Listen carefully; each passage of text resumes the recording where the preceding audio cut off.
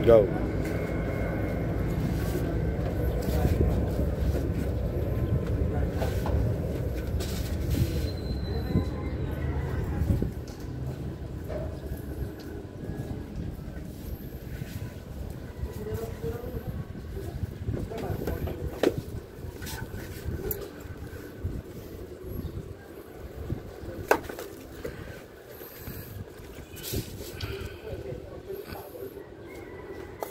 This is our third floor rooftop sa bahay ni Makulay. And look at that. Tanaw mo ang eskwelahan.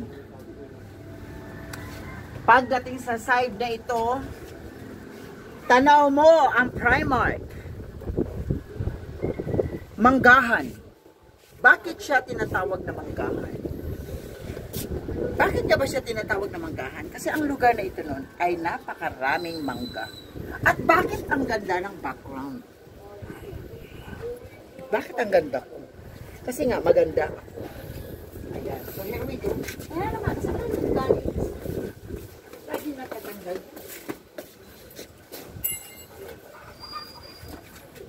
Kasi isa, walay. Parang dito sa kabila. So ang ganda ng bahay na ito.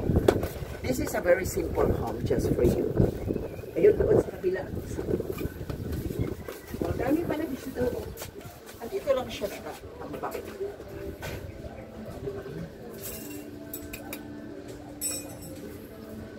Ito yung aking favorite na plant here.